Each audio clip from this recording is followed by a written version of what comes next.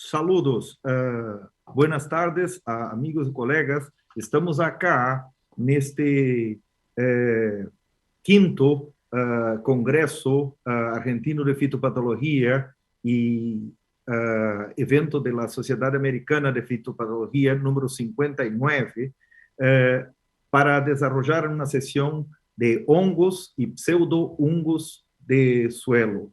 Vamos começar esta apresentação com nosso colega, el doctor Fernando Haddad, de la Embrapa, de mandioca y fruticultura en la querida Cruz das Almas, en Bahía.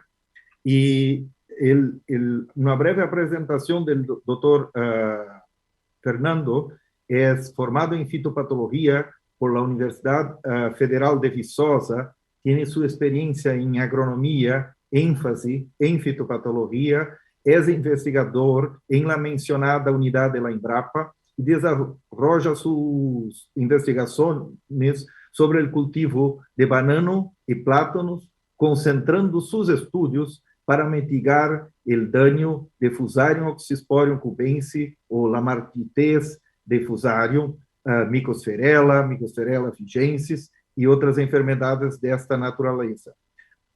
Sin más delongas, apresento entonces el doctor Fernando, que va a presentar su tema sobre el Lamartitez de Fusarium, una amenaza para la producción de musáceas en el mundo y tecnologías para su control. Bienvenido, Fernando. Gracias, José. Vou falar um pouco em portunhol, então vou falar despacio para que todos possam entender a apresentação. Graças por el Congresso, pela invitação. É com muita satisfação que vou apresentar esse tema para vocês, toda a experiência nossa em lo manejo desta enfermidade, Lamartitez por Fusarium, que é um problema muito grave em todas as regiões do mundo, pero vamos dar muito mais ênfase em como desenvolver e ter tecnologias para seu manejo do que a ser uma ameaça para a produção, porque o que temos na mídia é algo muito assim, tem o lado sentimental em las revistas para criar uma expectativa que não é real. Temos tecnologias e vamos mostrar um pouco isso em la apresentação. Esse é nosso inimigo que causa a Lamartitez por Fusarium. Fusarium oxyspor, forma especialis cubense. Vocês veem aí ao centro a produção muito grande de clamidosporas, que são estruturas de resistência deste fungo, que pode permanecer por muito tempo em los solos. Nós temos várias raças de patógeno, por isso é muito forte toda a divulgação de los problemas causados por esse fungo. Por quê? Há tempos atrás, tínhamos muito claro a raça 1 e a raça 2. Vou explicar as questões das raças com outra película que tem em uma próxima apresentação para ver as diferenças entre uma e outra. Então, por exemplo, a raça 1 solamente ataca os cultivos de banano de Gros Michel e Gros Michel. Não ataca nem Glugoi, que é a nossa banana de cocção, nem Cavendish, que é a nossa banana de exportação, certo? Então, temos a raça 1 muito clara. Temos a raça 2, que ataca somente as bananas do tipo figo, está bem? E temos também a raça 4, tropical, que essa sim é nosso maior inimigo hoje. Por quê? Porque, além de atacar nossa banana de exportação, raça 1, também a banana de exportação, que é nossa Cavendish, também afeta as outras variedades. Esta, em lo canto direito, parrangue é um material diploide. Bom, a ameaça só tinha em Ásia, África e Austrália, pero recentemente foi introduzido em em Colômbia, sim, era nosso medo, quando chegaria em Las Américas. Então, chegou em Colômbia, em El Norte, não vou dar muitos detalhes, porque nossa colega Mônica vai falar muito mais sobre isso do que eu. Então, para vocês verem a diferença, não há diferença em la sintomatologia em las variedades. Em la esquerda, por exemplo, temos raça 1 em Gros Michel. Em ao centro, temos raça 2 em figo, em Abrugói, que é a nossa banana de cocção. E em la direita, a raça 4, que afeta nossa banana de exportação, Cavendish. Esta raça, muito perigosa, porque, além desta, afeta todas as outras também. A sintomatologia interna de martitiez é igual para todas as raças. Este é um problema. Por que vou falar isso? Porque, por exemplo, numa identificação da raça 4, em uma introdução em um país, podemos ter esta situação, por exemplo, em Mayotte, onde a raça 4 foi encontrada em bananas do tipo Blue Boy e do tipo Silk, que é a nossa Mansano, antiga Mansano, tradicional Mansano, que é muito suscetível à raça 1. Então, se queda muito difícil de diferenciar a situação de uma planta suscetível sendo atacada por raça 1 ou raça 4, entende? E isto podemos trazer vários cenários sobre isso. E agora, recentemente, também tivemos a introdução, a primeira informação em Peru. Então, em Las Américas, temos a introdução em Colômbia e em Peru, sim? Isto é muito claro, uma sensibilização do público externo e interno quanto a esta enfermidade, porque o que podemos fazer é um mal muito grande quando falamos em comunicação. Olha esta notícia. A pandemia que ameaça com destruir a fruta mais popular do mundo, TR4 é muito similar ao Covid-19, já que não tem tratamento e é em cenário apocalíptico para os plátanos. Olha que comunicação mais errada, porque isso não atrapalha até a comercialização de banana. O fungo não tem nenhum efeito sobre a saúde humana e você compara uma pandemia com Covid-19. É um absurdo uma comunicação assim. Não é necessário isso. Bom, vou dar um cenário em Brasil. Em Brasil, temos, em nossa maioria, são 500 mil hectares de banana, pela a maior produção é do tipo prata, pome, sim? Esta é suscetível à raça 1. Então, voltamos lá à informação que raça 4 afeta prata e a sintomatologia é igual de raça 1 ou raça 4, entende? Então, em Brasil, por exemplo, pode vir uma introdução em um material suscetível e você demorar muito para fazer o reconhecimento da enfermidade por raça 4 e não por raça 1. Então, o monitoreio é muito complicado. E temos também, em Brasil, algumas variantes do patógeno que afetam em uma agressividade na barra, que é raça 4, também bananas do tipo Cavendish. Então, se queda mais difícil ainda uma identificação de uma introdução de raça 4.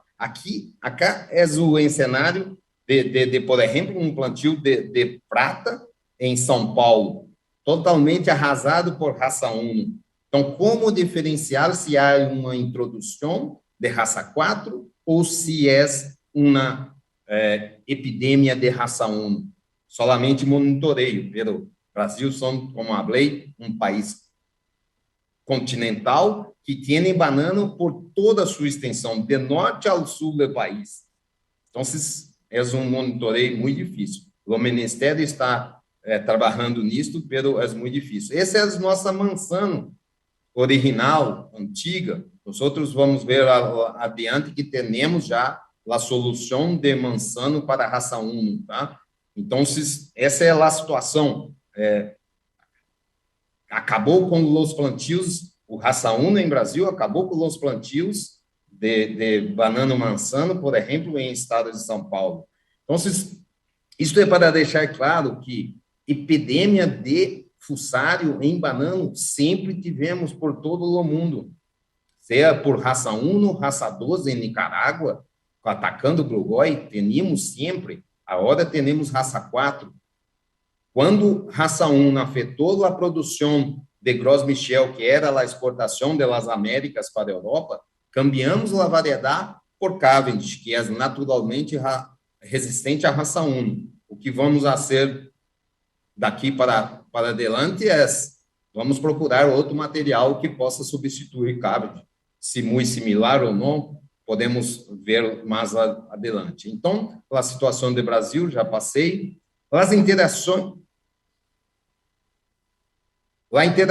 com pragas, nós outros temos a interação muito clara com o bicudo negro, que onde tem alta população de bicudo negro, temos alta população de intensidade de fusário muito alta. Acá já estou entrando em manejo. Se tem manejo muito bueno de bicudo negro, também está manejando fusário. Radófilos símiles, nemátodos, a interação também é muito clara. Fizemos o estudo comparando os genótipos suscetíveis e resistentes.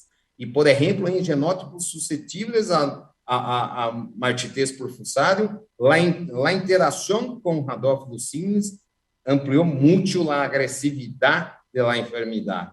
Tem uma ampliação muito clara. Em variedades, por exemplo, com resistência à raça 1, há uma suplantação da resistência quando há a interação entre radófilos símiles e fussário. Então, veja cá, os suscetíveis, lo B, C e D, a interação em material resistente. Então, e F e A não têm a interação. Ver que fussário não penetra quando não há a interação de nemátodo com fussário.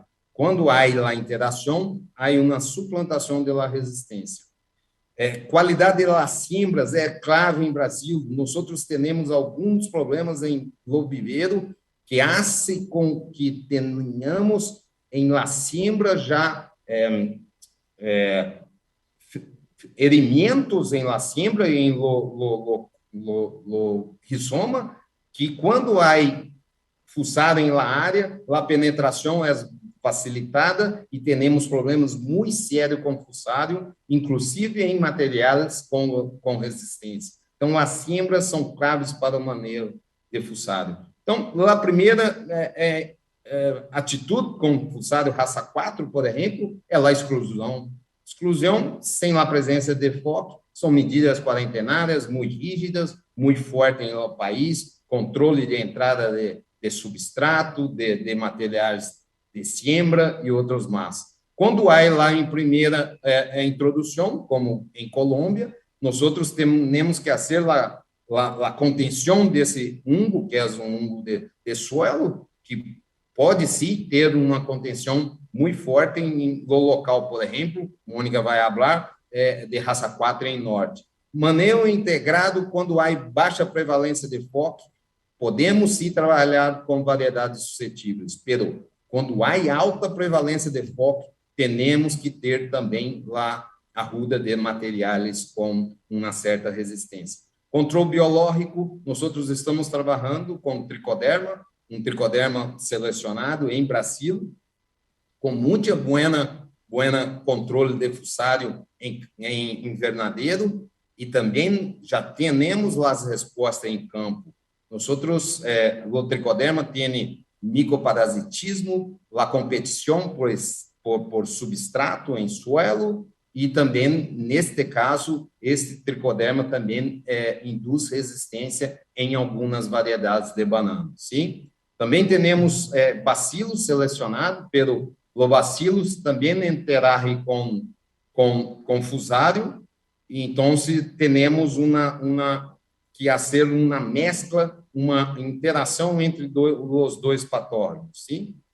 E agrupamos todas essas ferramentas para em campo fazer o trabalho de validação do tricoderma, de abono orgânico, de fazer toda a parte de tratos culturais com diferentes variedades. Manzana original, com tudo que hicimos, não há controle. O que falei, nós outros temos em alta pressão de inóculo, quando há alta população de fusarium, com tudo que hicimos, não conseguimos controlar fusarium em materiais muito suscetíveis. Pero, em materiais com média resistência, aí sim conseguimos fazer o controle de fusarium em esses materiais com uma suscetibilidade não muito forte, como se fala, né? IBRS Princesa, que é um tipo Manzano, que vem substituir a Manzana original, que tem uma resistência muito boa a fusarium. Essa sim, todo o que hicimos, o tratamento com tricoderma deu um incremento em la produtividade, pero com tudo que hicimos, ela produziu bem, porque sua resposta a fusarium é muito boa. Então, temos Manzano, Pratanã e Princesa, por exemplo, temos Manzano, tudo que hicimos não conseguimos controlar fusarium, Prata Anã, que tem uma suscetibilidade intermediária, conseguimos sim manejar fusarium, e Princesa muito mais, com tricoderma sendo uma promoção de crescimento. Então, já é um material muito bueno em adoção em Brasil, por várias empresas. Então, tipo Manzano, já temos a resposta, trabalhamos já em el mercado de Brasil, muito boa variedade. O melhoramento trabalha muito intensivo agora com a colaboração com Corvana, Agrosage e Sene Banano, inclusive para generar variedades com resistência à raça 4. Então, temos diploides melhorados. Fernando, un minuto, si tú puedes. Está bem, está bem. Minha marcação não está muito boa. Teníamos mais 3 minutos, mas Pedro, vou encerrar. Então, temos material diploide com resistência à raça 4. Trabalhamos muito a parte de fixação biológica de nitrógeno, a parte de solubilizante de fosfatos, a parte de resistência, tolerância a déficit hídrico. Isso tudo por quê? Porque sabemos que fusarium está muito ligado a fatores de estresse bióticos e abióticos também. Em las fazendas, trabalhamos a produção de tricoderma on-farm, a seleção positiva de materiais, em todas, Princesa em sistema orgânico de produção, a parte física e biológica sendo agrupada para barrar o inóculo inicial de fusarium. Então, temos todos os acompanhamentos, então, tudo que é maneiro que hicimos em la propriedade. Aí sim, temos um resultado muito robusto e, lógico, banano não vai se extinguir devido a fusarium. Temos tecnologias para manejar e ter buenos resultados. Gracias. Muchas gracias, Fernando. Excelente ponencia y preguntas vamos a tener en el final. Ahí puede abarcar algunos de los aspectos que el tiempo no ha permitido ahora. Y continuando en este tópico, que nos es de grande preocupación, vamos a tener la doctora Mónica Bittencourt. Mónica, si puede empezar a compartir vuestra pantalla. Mientras sigo con vuestra presentación, la doctora Mónica Bittencourt viene a hacer su presentación y hace su desarrollo de investigación en Agrosavia, que es la Corporación Colombiana de Investigación Agropecuaria desde 2016. Entre muchas de sus habilidades y competencias está la parte de identificación, caracterización morfológica, biológica y molecular de patógenos de planta, en especial hongos o micetos, bacterias, fitoplasmas y virus.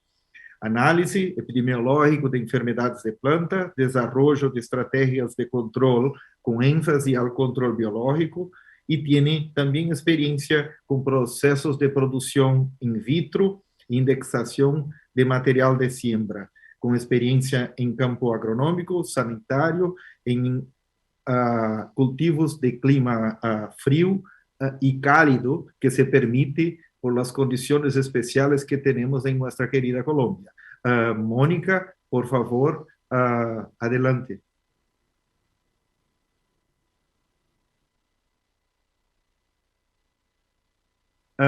Unmute tu micrófono, Mónica. El micrófono.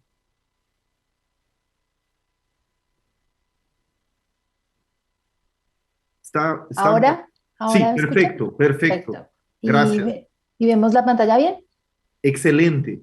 Perfecto, gracias. Entonces, doy inicio. La charla la hemos dominado la raza 4 tropical de Fusarium en banano, su incursión, estrategias de supresión y contención en Colombia.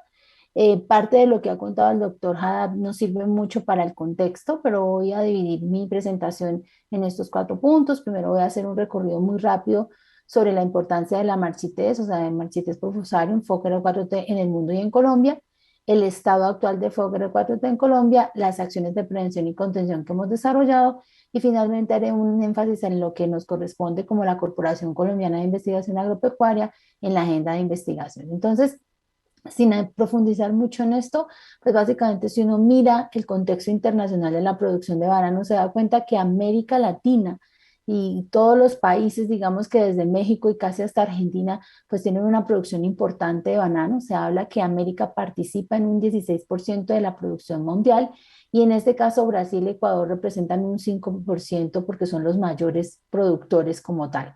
Ecuador es el principal productor y Colombia ocupa el cuarto puesto y somos la principal zona de banano de exportación en el mundo. Los principales exportadores de banano son Ecuador, Filipinas, Guatemala, Costa Rica, Bélgica, Colombia, Bélgica como un país donde se recepciona y de allí se exporta, Países Bajos, Estados Unidos, República Dominicana y Honduras. Si se dan cuenta, el peso de América Latina en esta producción de banano de exportación es muy grande y por eso explica, o eso explica el por qué cuando se detecta el primer brote de FOC R4T en Colombia en el año 2019, pues hay una alerta a nivel de toda la región sobre lo que esto implicaba para, pues para la producción de banano como tal.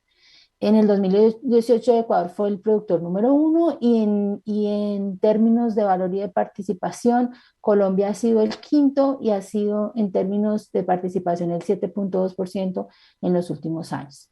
Si nos vamos al contexto nacional, porque es importante banano y plátano en Colombia, pues lo primero que diríamos es que el banano, es decir, el banano dulce, el que conocemos como fruta, tiene 3 regiones productoras en Colombia, la región de Guajira, donde en este momento está detectado el patógeno, la región de Magdalena, que está muy cerca a esta zona de la Guajira, y la región de Antioquia, donde está la zona de Urabá, que es nuestra principal zona productora, con 35.000 hectáreas. Entonces, en Colombia la presencia del patógeno implica un riesgo para esta zona productora, que es la zona más grande, la zona de Urabá, y por eso las alertas que se encendieron a nivel nacional, además de que al ser frontera con Ecuador podemos ser pues también un riesgo para países que en este caso pues es el principal productor. Pero no solamente es un riesgo para el banano, sino también para otras musáceas. Toda América Latina pues tiene un gran peso de consumo de lo que es el plátano, es decir, el banano de cocción, y en este caso en Colombia se siembra en casi todos sus departamentos, es decir, en todas sus municipalidades hay producción de plátano y es base de la economía y la seguridad alimentaria. Por esa razón, Fusarium, Fokker R4T, que afecta en este caso a banano de exportación, banano Cavendish, y todavía no sabemos cómo es su comportamiento en plátanos de los tradicionales en Colombia, pues se caracteriza por ser una enfermedad altamente destructiva. Eso es un poco de los síntomas que ya los mostró el doctor Haddad.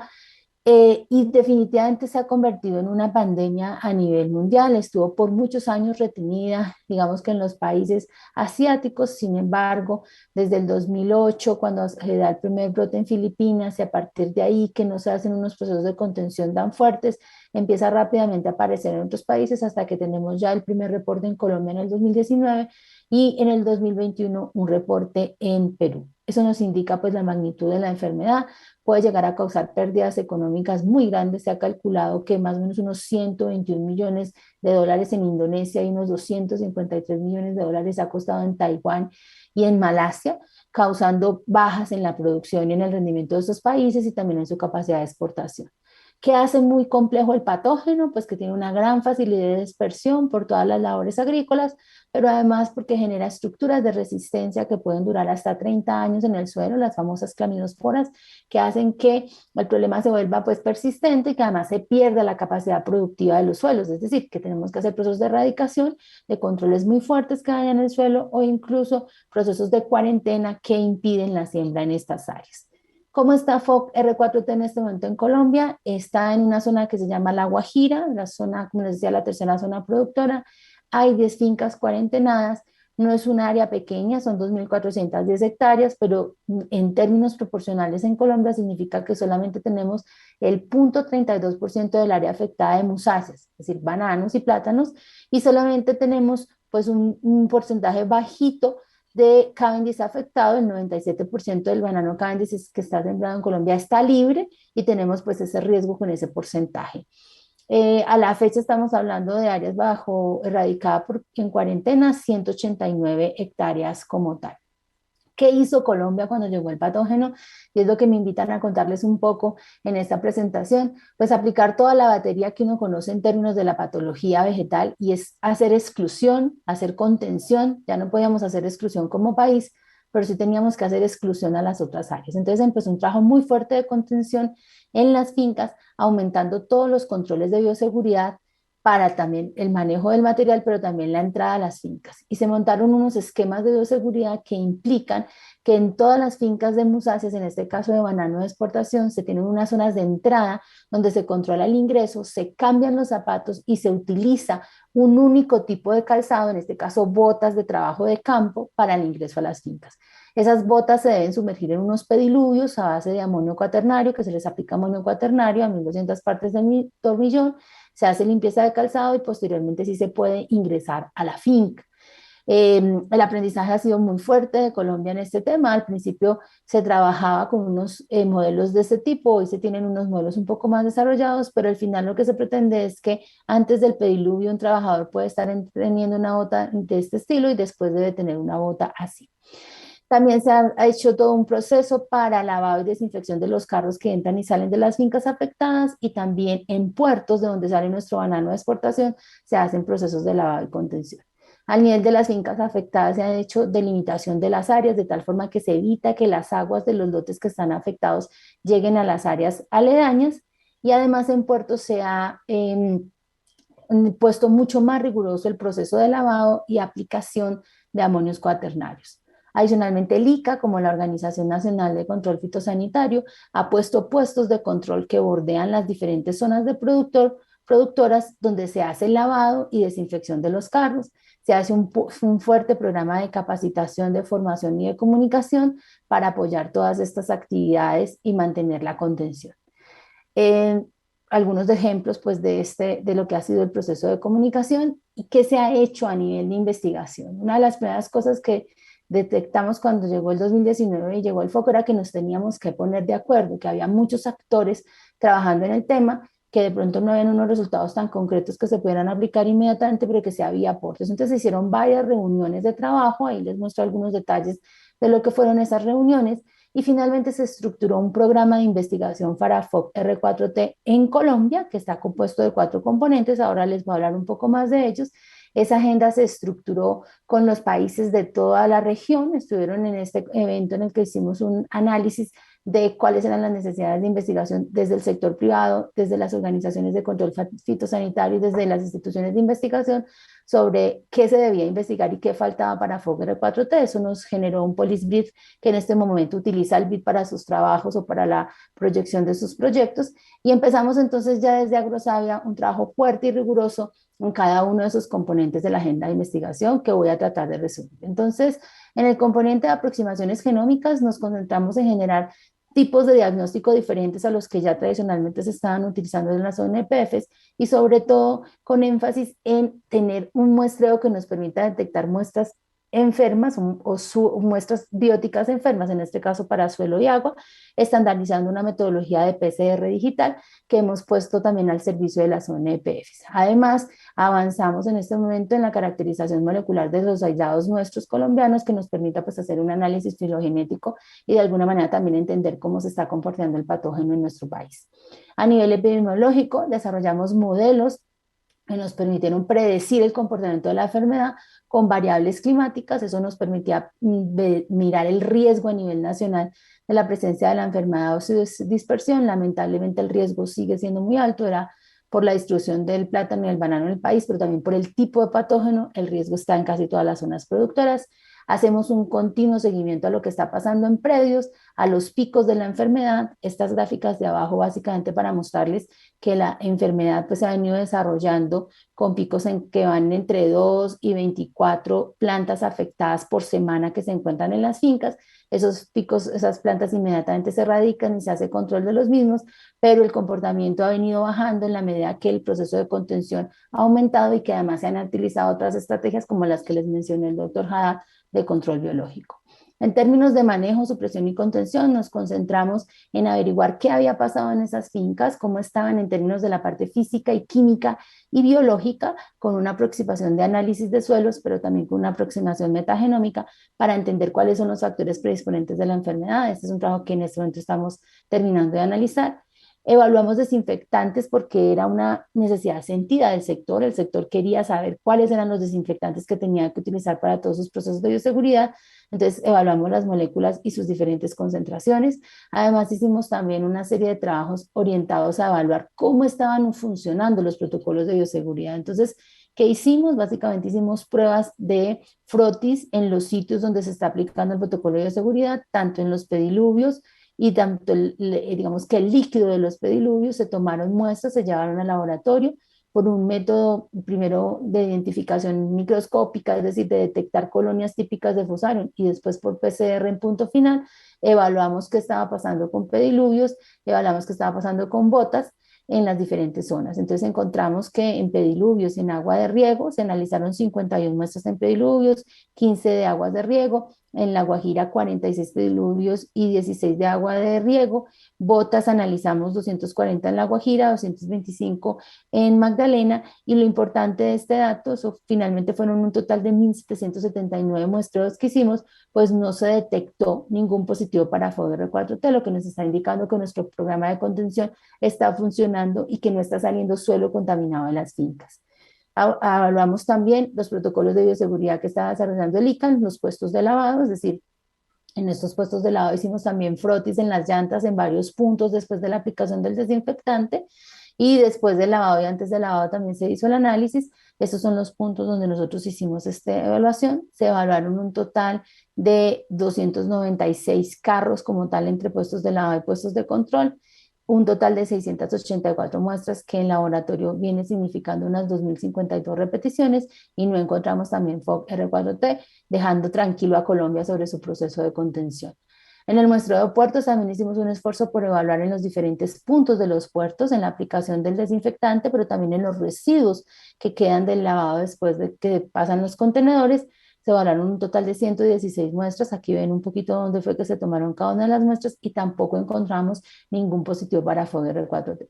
En el caso de puertos, además del análisis microbiológico y de la PCR en punto final que desarrollamos, pues también hicimos un análisis post-PCR digital para estar mucho más seguros, porque esos eran datos que le servían al gremio para sus procesos de exportación.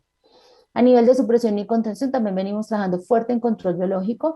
Hemos ya obtenido tanto de productos que ya están en el mercado y hemos evaluado su capacidad antagónica frente a la enfermedad. Hay unos productos que se consideran promisorios y que de hecho la finca ya, o las fincas afectadas ya están aplicando tricoderma, pero también hemos encontrado en las zonas afectadas aislamientos de bacterias y algunos hongos que parecen tener un comportamiento promisorio frente al patógeno.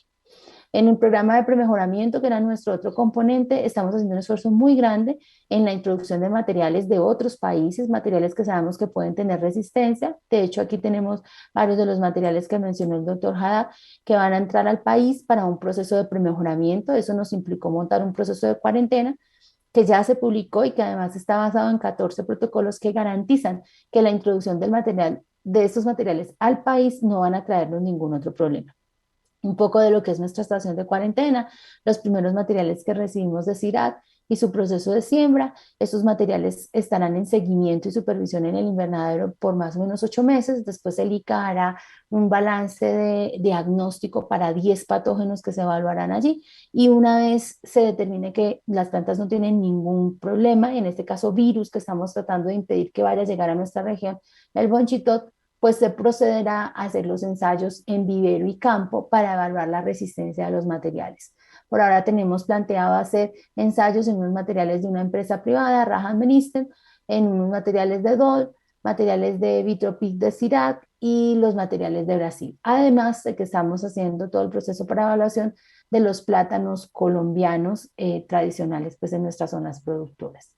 Este es un trabajo muy grande que hemos desarrollado con aliados principalmente de nuestra ONPF, pero también las asociaciones Augura Asbama, CIRAD Embrapa, con la Universidad de Exeter también estamos haciendo otra serie de trabajos, y por supuesto TEDBACO, que es nuestro líder de las zonas afectadas, y un grupo de investigación de aproximadamente unos 25 investigadores entre PhDs, profesionales de apoyo y máster que están apoyando esta estrategia. Eso era lo que tenía para contarles. Espero que me haya sido concreta en el tiempo que tenía. Excelente, Mónica. Muchas gracias por estar en el tiempo. Perfecto.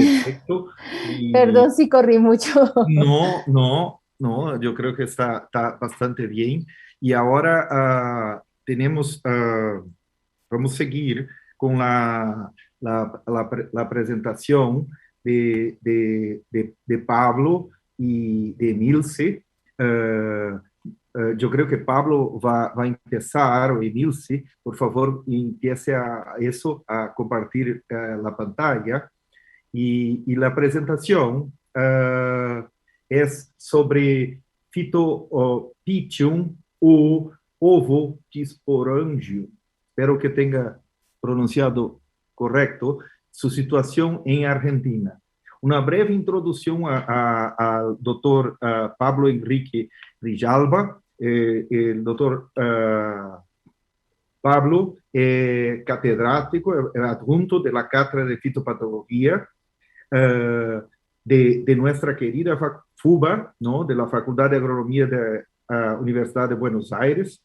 Es docente investigador en taxonomía y manejo en los géneros Phytium, Phytophthora, Phytophytium, y con particular énfasis en omicetos asociados a cultivos extensivos como soya, maíz, trigo y cultivos ornamentales. Es organizador de cursos de diagnóstico en general para omicetos en particular, organizador director de varios proyectos de investigación, ha publicado muchos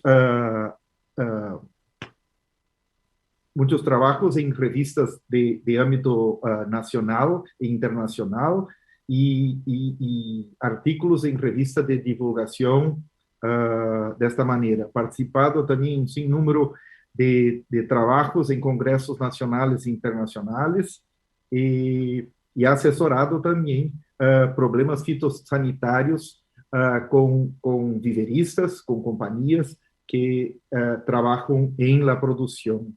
Al mismo tiempo, la doctora Emilce Palmucci, que es doctora en ciencias naturales en la bellísima La Plata, Universidad de La Plata, especialista en educación por la UBA, profesora adjunta de la Cátedra de Fitopatología, la Facultad de Agronomía también. Y la doctora tiene trabajado con tema de caracterización de especies fitopatógenas de Phytium y Phytophthora en cultivos ornamentales, ¿no? Especialista en docencia universitaria con orientación en ciencias veterinarias y biológicas de la UBA, y ingeniera agrónoma también por la UBA. Actualmente es profesora con dedicación exclusiva en la UBA. y posee un sinnúmero de trabajos también publicados con referato en revistas nacionales e internacionales, participado en publicación de 2 libros, capítulos del libro, ¿no? Y también participado en varios trabajos con congresos nacionales e internacionales. Pues una bienvenida a Pablo y Emilce, por favor, entonces el que va a empezar, pues adelante. Muy bien. Muchas gracias. Muchas gracias, En José. 5 minutos, yo aviso cuando faltar 5 minutos. Perfecto, empiezo yo presentando y después sigue Milce y vuelvo otra vez al final. El tema que vamos a exponer nosotros es Phytopithium o Ovatis-Sporangium y vamos a presentar un poquito la situación en Argentina. Yo soy Pablo Grijalva y va a exponer después la doctora Palmucci. Hemos dado nosotros un curso dentro del 5º Congreso de Fitopatología, el cual estamos muy contentos por la participación no solamente de Argentina, sino de 4 países, de Argentina, Perú, Colombia, Costa Rica, y por esto es que estamos dando la charla acá, porque realmente se sabe poco en el país y en la región de si se sabe algo de Pythium, algo de Phytophthora y casi nada de Phytopithium. Entonces vamos a aclarar cuál es la nomenclatura, por qué hay en Argentina, y desde ya agradecemos a la comisión organizadora del Congreso de Fitopatología. Muy bien.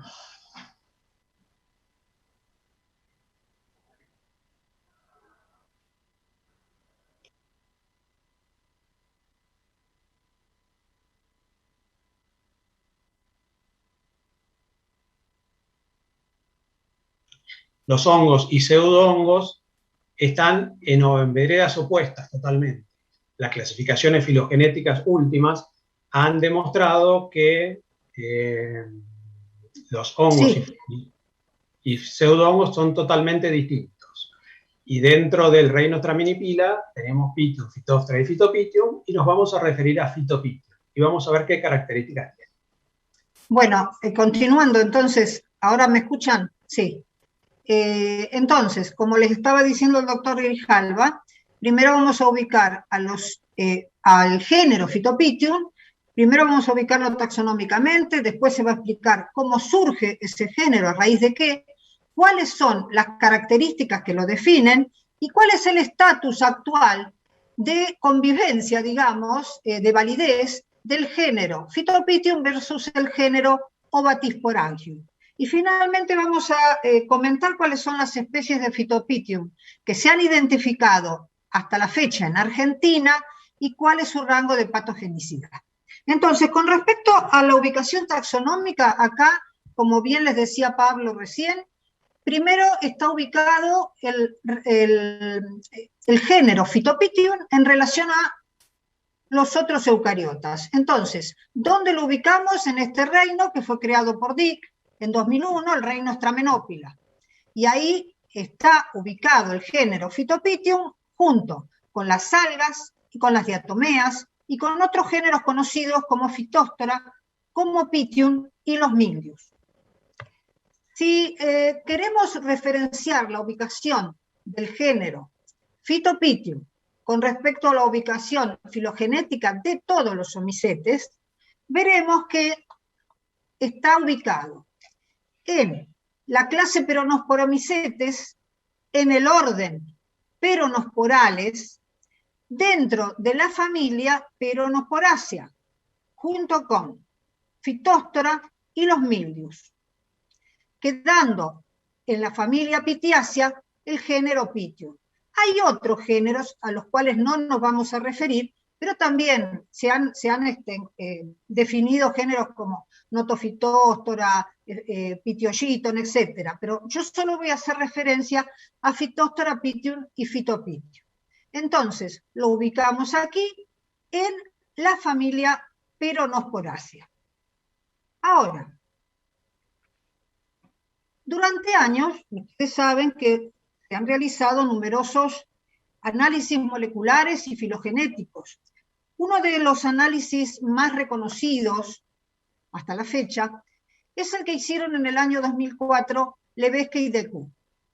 En este estudio, ¿no es cierto?, los científicos lo que determinan es que al estudiar la filogenia de todo el género Pythium, este queda dividido en 11 clados o agrupaciones, de acuerdo a la emparentamiento filogenético y a las características morfológicas de cada agrupación.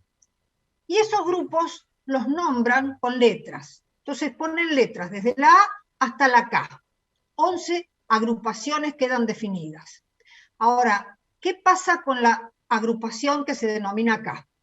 Esta agrupación no tiene las características típicas que tienen todas las demás, sino que tiene características difusas. Algunos de esos caracteres morfológicos se parecen más a los de Phytophthora y otros se parecen más a los que tiene Pythium. Por lo tanto, evidenciado esto, hay una propuesta en el año 2010 de un grupo de científicos que, como el género tiene características de Pythium y Phytophthora, proponen un nuevo género al que llaman, por esa razón, Phytopythium. Así se publica en junio del 2010 el género Phytopythium Abad de Cot, Bala, Robideau, Lodi y Levesque, que son sus autores, en Fungal Planet. Y se considera a Phytopythium cindum, que está aquí, aislada de la rizósfera de bananero, como la especie tipo. Se inscribe la especie y se describe. Entonces, en junio de 2010 es propuesto este nuevo género Phytopythium, y es llamado así precisamente por las características que tiene.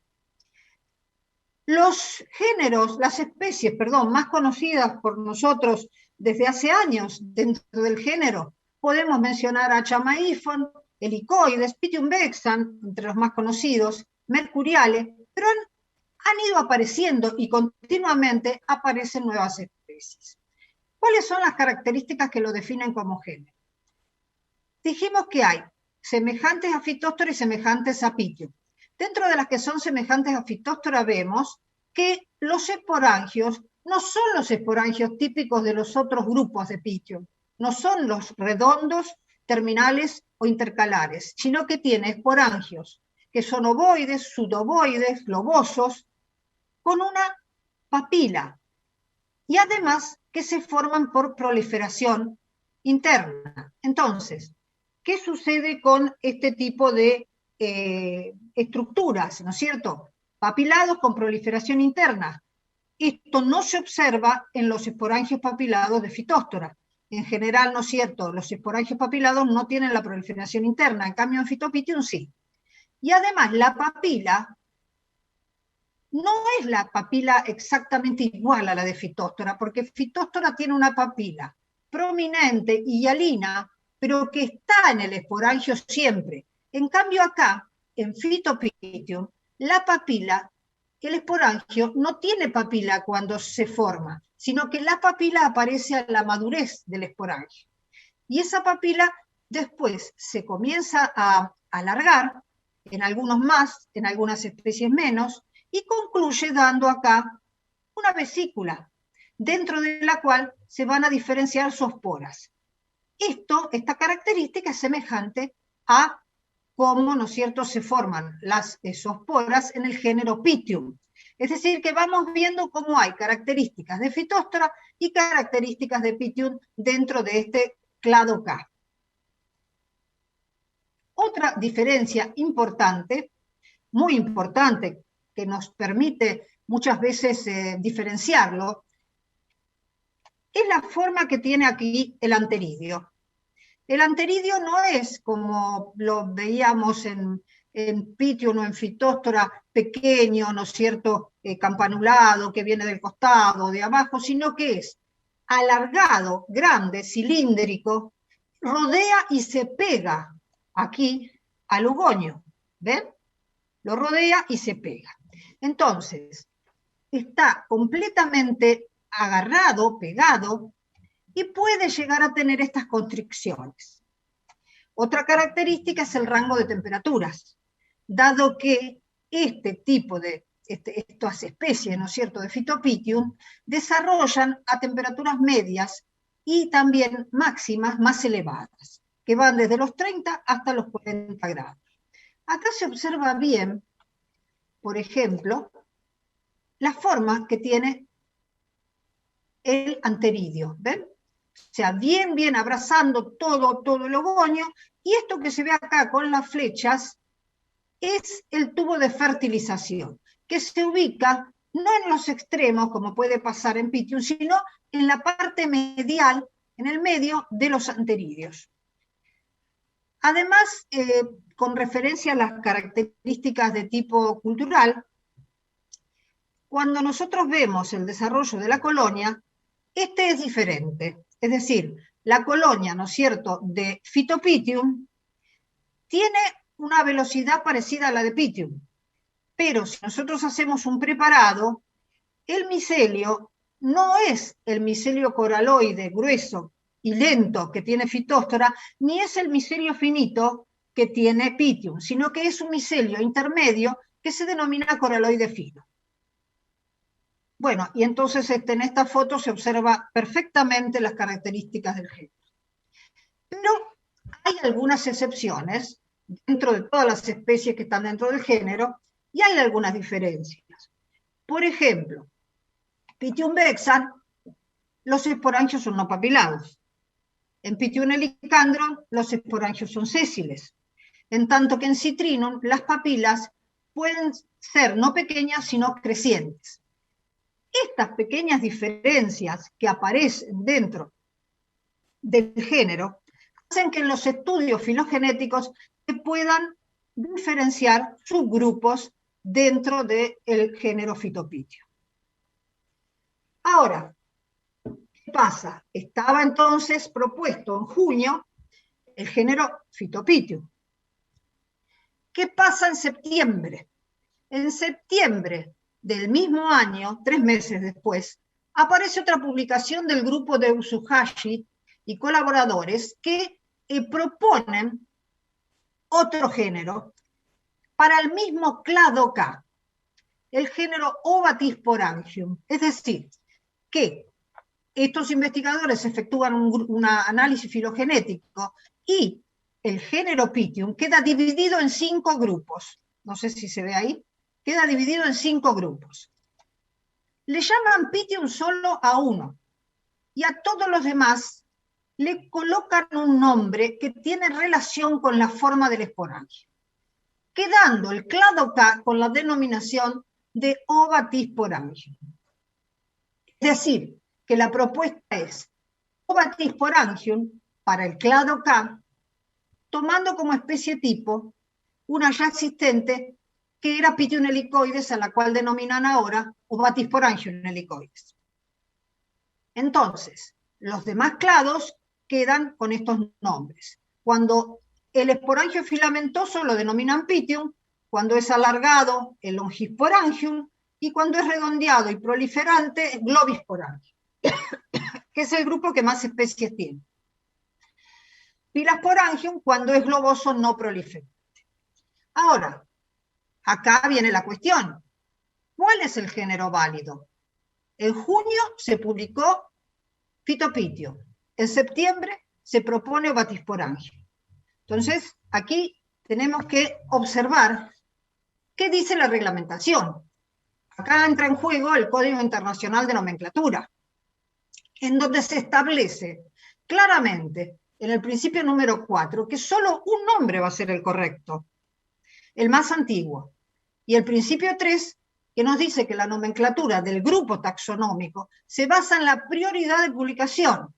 Por lo tanto, el válido sería Phytopythium, que es el género que se establece y se publica en junio de 2010.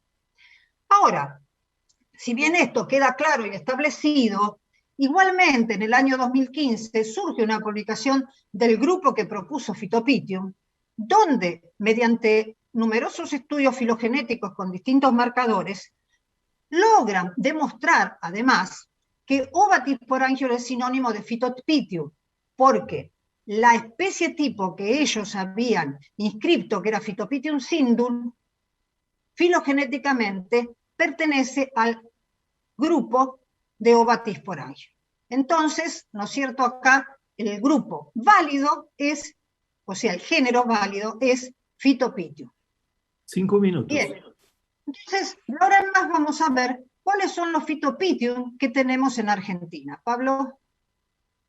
Muy bien, hemos entonces evaluado qué Phytopitium tenemos en la Argentina, y el que ha trabajado mucho en el país en todos estos géneros fue el ingeniero Fresi de Córdoba, que encontró Phytopitium vexans en muchas plantas, en begonia, en cresta de gallo, en celosía, en sandía, en clavel, en eucalipto en Córdoba y en anchico en Misiones. También hemos encontrado Phytopitium chamaífon colonizando raíces de azalea, pero como leve patógeno.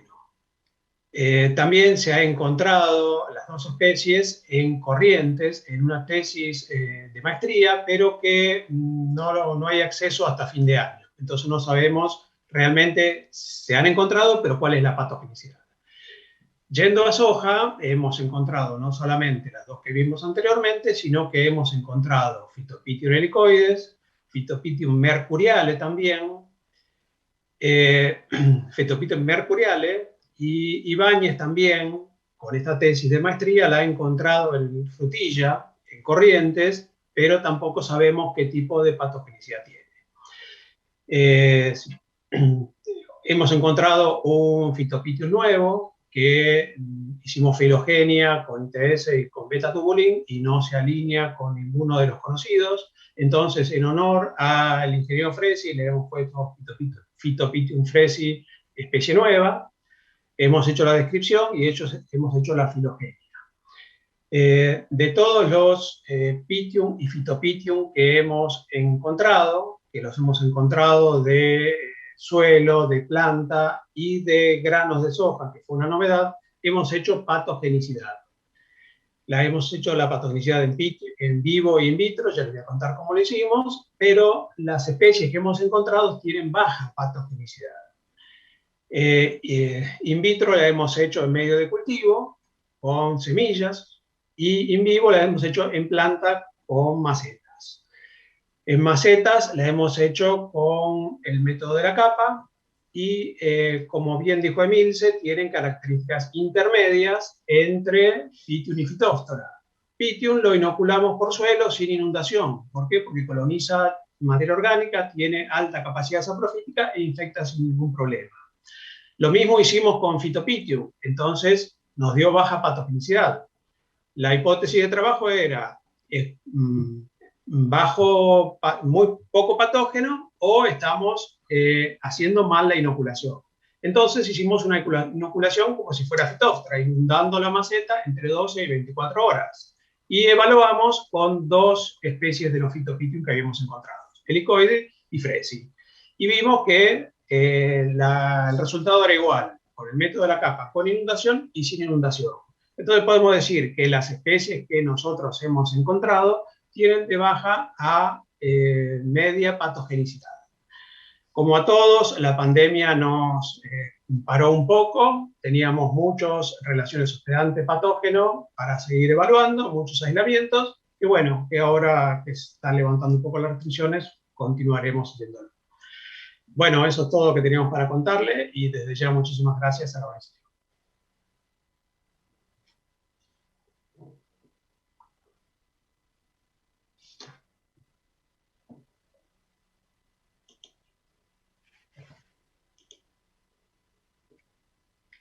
Estás muteado, José.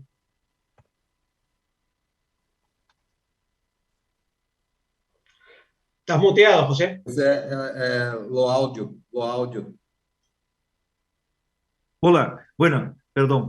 Gracias a Fernando Haddad, el doctor Fernando, el doctor Pablo, doctora Emilce y doctora Mónica por abarcar tan propiamente el asunto. Yo voy a poner un comentario aquí que muchas gracias por la presentación del Congreso, muy claras las ponencias, felicitaciones y gracias por el esfuerzo que han puesto. Comentario general a todos. Hay algunas cuestiones acá y ahí tenemos tiempo como ustedes fueron bien disciplinados ahí con el tiempo, así tenemos tiempo para abarcar un poco más el asunto. Pues por orden, una pregunta al doctor Haddad, Fernando Haddad, sobre el impacto esperado de la llegada de la nueva raza de Fusarium en productores de diferente nivel tecnológico en Brasil. ¿Cuál es el impacto esperado? Y en las distintas zonas productoras de plátano y de banano en Brasil, porque vamos desde, como mencionaste, doctor Fernando, se siembra desde el sur, Rio Grande do Sul, Santa Catarina, hasta Roraima en el norte, con distintas condiciones ambientales y sociales, etc. Como él, o si la Embrapa o él, tienen trabajado con lo que es esperar de los impactos de esta llegada, ¿no? Y que va a estar cambiando a lo largo del tiempo. Se puede hacer una proyección ahí con la experiencia que tiene en el cultivo, o los cultivos. Gracias por la pregunta, es muy buena. Os impactos principais são em cultivos de Cavendish. Então, nós temos, por exemplo, em alguns estados, como São Paulo e Santa Catarina, que têm a produção maior de Cavendish. Então, a introdução em estes locais seriam muito afetados. Mas não sabemos muito bem como vai se comportar a raça 4, por exemplo, em prata. Como falei em minha apresentação, prata é suscetível à raça 1. Acá hoje estou em norte de Minas Gerais, onde estou em la Associação de los Produtores, estou transmitindo da associação, se chama ABA Norte, que é a Associação de Produtores de Frutales em norte do estado. Então, acá nós temos 20.000 hectares, por exemplo, de banano, sim? Então, acá nós temos muito problema com raça 1 em prata. Temos algumas variedades resistentes que estamos trabalhando para melhorar a sua produtividade.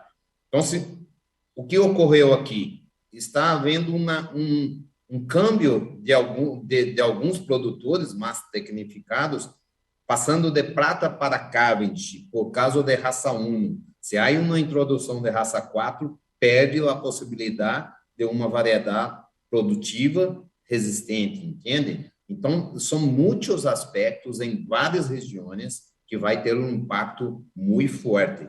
Em los países exportadores, como Colômbia, como Mônica falou muito bem, o impacto é mais evidente, mas no Brasil também vamos ter um impacto muito forte. Quando você fala em termos de produtores, nós, a maioria dos produtores são de agricultura familiar. Então, também o impacto de você ter, por exemplo, ter que cambiar a cultura é muito forte. Temos que ter muito cuidado a fazer toda a parte de prevenção. Alencando os principais pontos Santa Catarina, os estados de Santa Catarina e São Paulo teriam o impacto mais imediato por la produção de Cavendish ser maior. Por todo o país teríamos um impacto muito forte. Trabalhamos raça 1 muito bem. Mônica, nós estamos trabalhando em conjunto, temos uma experiência muito boa, mas raça 1, por exemplo, quando o material é muito suscetível, não tem muito o que fazer. Agora, de novo, mais um recado. Nós temos resistência em la parte genética de banano. Tem resistência para raça 4, para raça 1 e para raça 2. Temos que introduzir em um material comercial e ter um trabalho de conscientização do público para o consumo deste novo material, por exemplo. Excelente, gracias, Fernando. Una pregunta a Mónica rápida aquí. Hipótesis de la manera que ocurrió la introducción de la raza 4 en Colombia. Yo creo que esa pregunta debe ter llegado muchas veces y sigue se repitiendo, pero hay que hacerla. Y cuál poner junto aquí, cuáles las acciones más críticas en ese momento en Colombia. Son dos preguntas que puede Sí. utilizar para se escapar de una a la otra.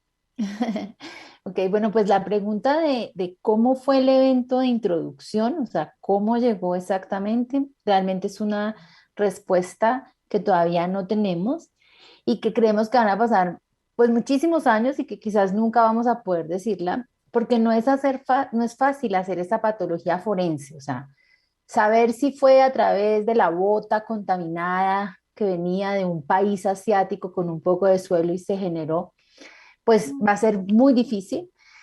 Se especula un poco sobre que otros países quizás ya tenían y que entonces hubo tránsito de migrantes, esa es una posición que hay y que pudo haber sido así, pero de eso tampoco tenemos ninguna prueba. Los análisis filogenéticos que hemos hecho de la estructura del patógeno nos indican, como casi todas las poblaciones de Fusarium, pues que es un organismo muy clonal, o sea, son muy parecidos y por lo tanto arriesgarse a decir de dónde viene por un análisis de este tipo, pues es un poco imprudente, o sea, no se debe hacer. El material vegetal, pues de alguna manera todas las introducciones de material vegetal que se hacían al país estaban siempre vigiladas por nuestra ONPF y en ese sentido creemos que por allí no pudo haber sido. Eh, Hemos hecho análisis epidemiológicos de las situaciones de riesgo que estaban pasando en la zona y que pudieron haber sido un detonante. Una de ellas es que aparecían enfermedades como moco, que hacía que se confundiera la sintomatología y que por lo tanto pudo haber hecho que esas primeras plantas enfermas no se detectaran tan rápido. Hemos hecho pues como muchas aproximaciones, pero realmente no sabemos. Y les confieso algo, finalmente también fue como un acuerdo entre la ONPF, el Centro de Investigación Agrosavia y las asociaciones de productores en decir, mire, realmente eso ya no es lo importante. Aquí lo importante es concentrarnos en cómo contener, evitar que pase de esta zona de La Guajira a la siguiente zona productora, que es Magdalena, que es nuestro riesgo más grande, y por supuesto que vaya a pasar a Urabá.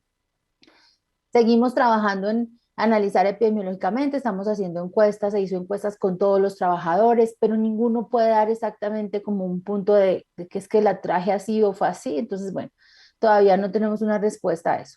Las acciones más urgentes fueron un diagnóstico oficial, que en este caso Colombia no fue que se demorara en tener el diagnóstico, Colombia tuvo el diagnóstico muy rápido, a los 3 días Colombia tenía una certeza muy grande de qué era, pero era la primera introducción al país, a un país de América Latina, y eso hacía que tuviéramos que tomarnos con mucho más juicio, con mucha más responsabilidad ese reporte, y por eso se esperó a tener secuencia completa, y por eso el ICA se apoyó en entidades internacionales. No era porque Colombia no pudiera hacerlo, sino porque era el primer reporte en la región y teníamos que estar muy seguros. Pero eso no hizo que nosotros o que el país se quedara quieto. Nosotros, el primer, digamos que momento que se le avisa a la ONPF y que se nos avisa a todas las instituciones fue el 18 de junio del 2019 y las primeras cuarentenas de esas fincas se hizo también ese mismo mes. A los 3, 4 días las fincas ya estaban cuarentenadas, ya se estaba haciendo erradicación y el reporte oficial del patógeno se hizo hasta que se tuvo la secuenciación completa que fue en agosto, pero no, en ese lapso de tiempo se hizo la erradicación de todas las plantas que estaban afectadas, el control oficial que se tenía que hacer y toda la estrategia de comunicación. Entonces yo diría que el primer paso que deben tener estar listos hoy todos los países es que pues ya tenemos un camino recorrido en diagnóstico, el diagnóstico no puede fallar, no podemos depender de países de Europa o de otra parte para hacer el diagnóstico, tenemos que ser capaces de hacerlo nosotros completo, de hecho eso hizo Perú, Perú hizo ya todo su proceso con entidades propias, o sea, al interior de su país, e iniciar rápidamente todo el proceso de contención. Mientras no tengamos un material resistente, la contención es nuestra primera arma de trabajo. Okay. Excelente, Mónica. Ahora tem uma série de perguntas, obviamente de taxonomia, para Pablo e Emilce, e vou tentar ponerlas de la misma junta, se pueden abarcarlas de la mejor manera que pueden. hay dudas sobre, además de la taxonomía, sobre el daño, ¿no? Los síntomas que podrían causar tanto fitio como fitopitium. Y en eso es uno, pueden abarcar sobre eso, pero dentro de la taxonomía, las limitaciones del uso de un fragmento de DNA sencillo, ¿no? Simples, como un ITS 1 o 4 en la taxonomía del grupo, y ahora con el uso creciente de Next Generation Sequence y con toda la entero genoma de las especies, etcétera, ¿cómo visualizan eso? Las relaciones entre los organismos del grupo y del homicetus.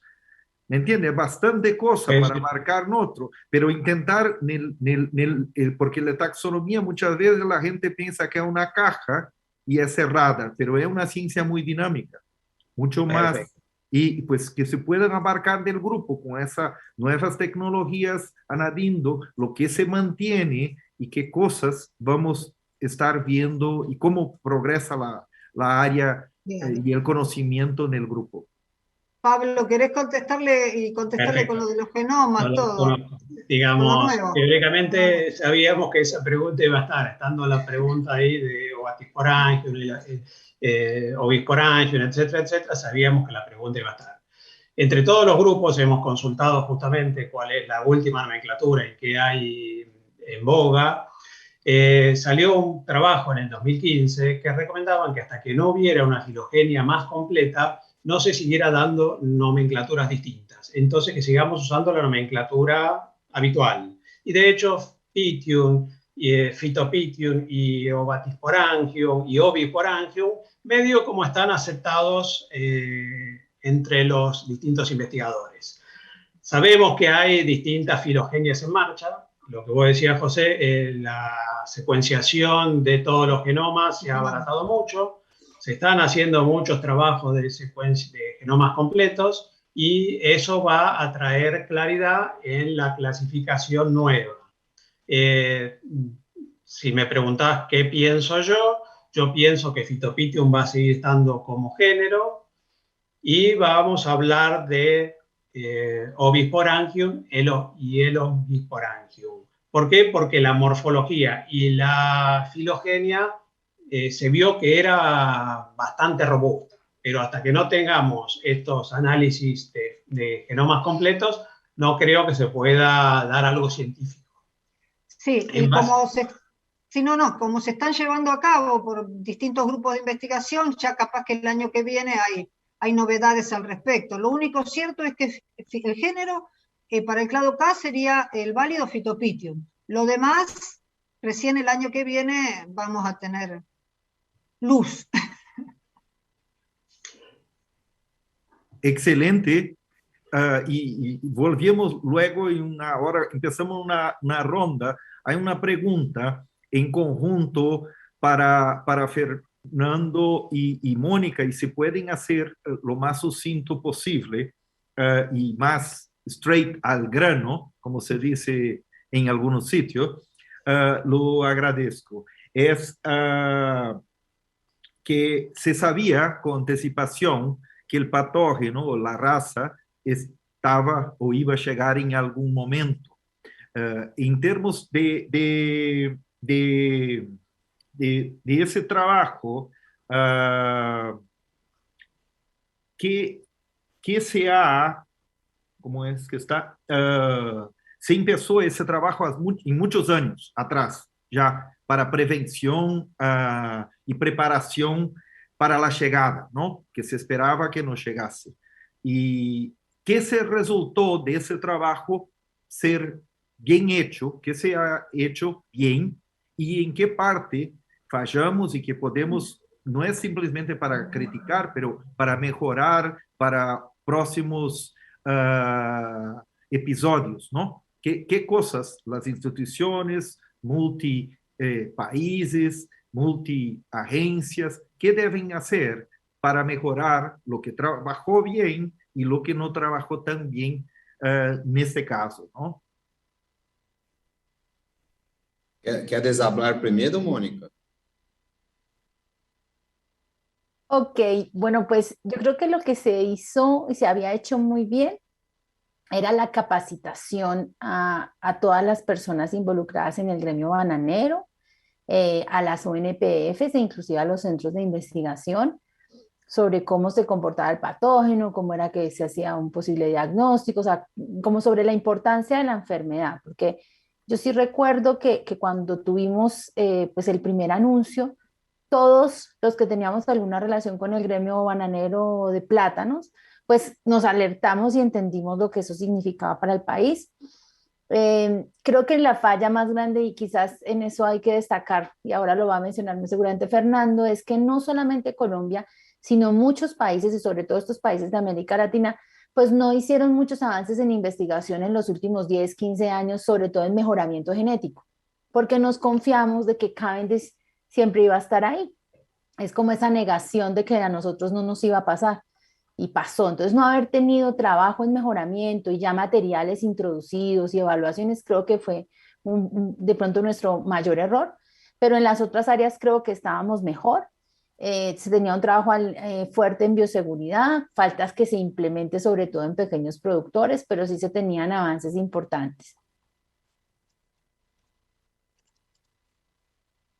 Vou complementar algumas coisas bem pontuais. Nós somos fitopatologistas e sabemos que dia a enfermidade chega em país. Não há como. Então, os trabalhos são preventivos. Temos que ter, por exemplo, já temos muitas informações de diploides melhorados que vão servir para cruzamentos que têm resistência à raça 4. Então, já estamos fazendo isto em Brasil há mais tempo. Pero o que nós vemos é uma acomodação, que nem a Mônica, de todo o setor. Não temos nenhuma atividade para ser, por exemplo, uma conscientização do público consumidor, que temos diversos tipos de banana, que temos outros tipos de banana, que as pessoas podem comer uma banana, por exemplo, que é resistente à cigatoca negra e amarilla, que não necessita de pulverização. Nós temos isso. Acomoda-se com uma variedade e isto vai ao longo do tempo, e quando chega uma enfermidade muito problemática quanto esta, todo mundo se vai apavorando e quer um resultado da investigação a curto prazo. Entende? Então, a mobilização das pessoas involucradas em la parte de comercialização é também necessária. Não somente os investigadores, todos temos que estar involucrados em uma prevenção e uma investigação de tecnologias para prevenção. Aí sim vamos ter algum objetivo em comum. Excelente, Mónica y Fernando. Ahora, bueno, hay un saludos aquí, Pablo. Es una pregunta de Emilce para los estudiantes de Balcarce, ¿okay? Para ustedes. Una pregunta rápida, yo creo, que es sobre los hachazos en soya. ¿En qué lugares se determinaron en soya? Yo creo que había un mapa ahí que ustedes habían enseñado. Y en esos lugares encontraron otros Pythium. Y nesta, yo he trabajado algún tiempo con microorganismos y nessa de esa naturaleza. ¿Cuál es la porcentaje de esos que morfológicamente pertenecem al grupo? Ustedes logran amplificar con éxito utilizando los cebadores ITS, esos que tienen utilizado. Sí. Perfecto. Los relevamientos normalmente de Pythium, trabajamos con Pythium, Phytophthora, Phytopythium, pero yendo a Pythium y a Phytopythium, los relevamientos se hicieron en lo que es provincia de Buenos Aires, lo que es la zona norte, la influencia del intrapergamino, y ya que hablaste de la zona de Balcarce, de la gente de Balcarce, la influencia de la gente de Balcarce. Como bien dijo Emilce, Phytopythium tiene temperatura óptima y media más alta que la mayoría de los Pythium, salvo algunas excepciones como Aphanidermatum, Myriotinium, Graminícola, que necesitan temperaturas más altas. Phytopythium en general tiene temperaturas de 35 grados como media. Por ende, no encontramos ningún Phytopythium en el sur, en Balcarce, pero sí los encontramos en la zona norte. Todos los encontramos de la zona norte. La patogenicidad, como bien dijimos, de todos los Phytopythium fue mediana-baja, pero no estaba reportado Aphanidermatum, que es uno de los más patógenos, que ataca mucho en cultivos intensivos. En el país estaba muy reportado en cultivos intensivos, en tomate, en pimiento, en ornamentales, y apareció a campo, con mucha patogenicidad, y sobre todo con plantas grandes, cosa que los productores decían, esto no es Pythium, pero Pythium ataca con temperaturas bajas y con temperaturas altas. Hay varios Pythium en temperaturas altas.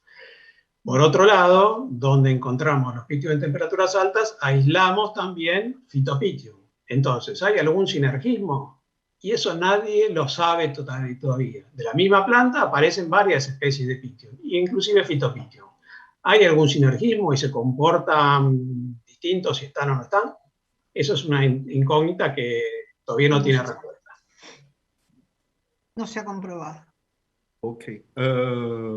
Bueno, hay una otra para doctora Emilce, si existe alguna diferencia entre la severidad de este Pythium, el Phytopythium, y si Ovatysporangium coincidía la descripción con la de Phytopythium. Es el mismo clado K, que unos investigadores proponen un nombre y los otros otro, pero es el mismo grupo. Por eso se consideran sinónimos uno de otro. Excelente. Y la severidad ya la contestó Pablo recién. Sí, sí. Tenemos un minuto para cada uno. Yo diría que cada uno puede dejar un minuto de un mensaje antes que no cierren el cosa. Entonces, puede empezar. ¿Quién desea empezar? ¿Pablo quiere empezar? Yo empiezo. Teóricamente, el curso que dimos, dejamos de manifiesto que, si bien se sabe algo de Phytophthora en el país, y hay varios grupos que trabajan en Phytophthora, en Pythium no hay mucha gente que trabaje, y en Phytopythium, que es algo nuevo, menos todavía. Quisimos hacer una evaluación de todas las especies que habían aparecido en el país, y nos costaba encontrarlo.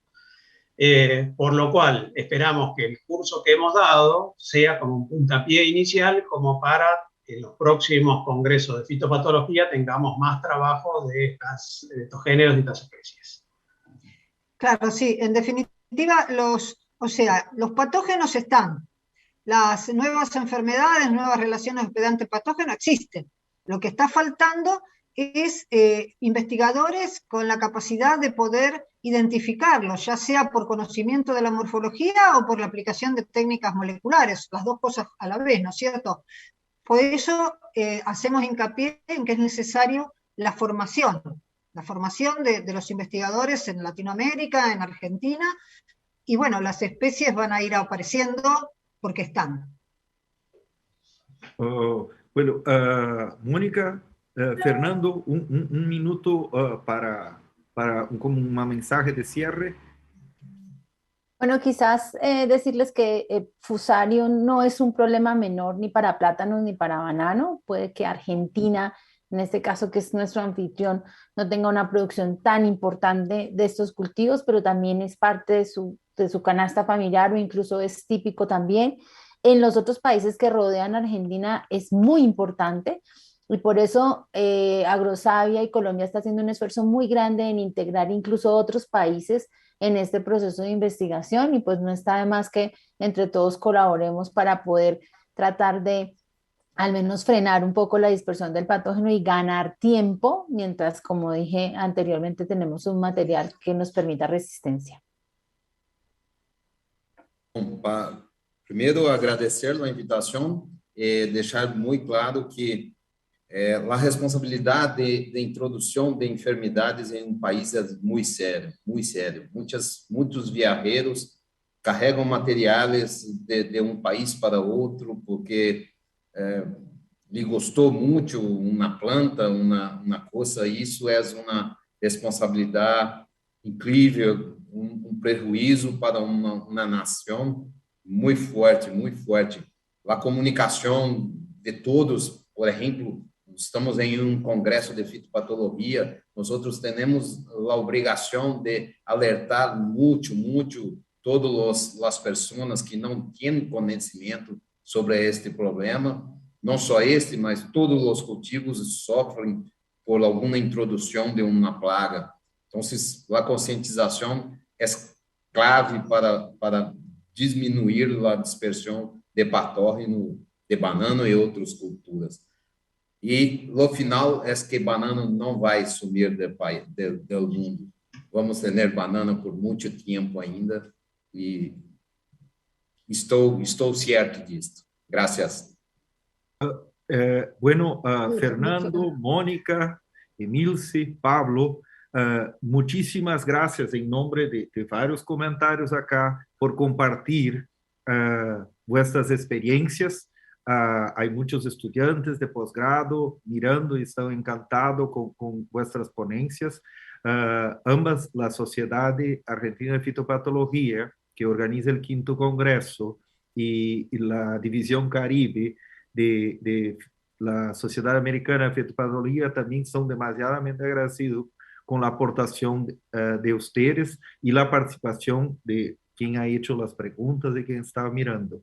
Y yo espero que ese sea un evento que a partir de ahora, con el desarrollo y las mejores maneras de comunicarnos, podemos avanzar en el conocimiento, preparando mejor la generación de nuevos fitopatólogos y contribuyendo para el desarrollo de la ciencia, de la agricultura, de la seguridad alimentaria, que es algo bien importante. No tuvimos tiempo por el menudo que teníamos aquí de escaso, pero impactos ambientales, climáticos que están adelante. Hay muchas challenges, muchas cosas que debemos abarcar en cada disciplina particular.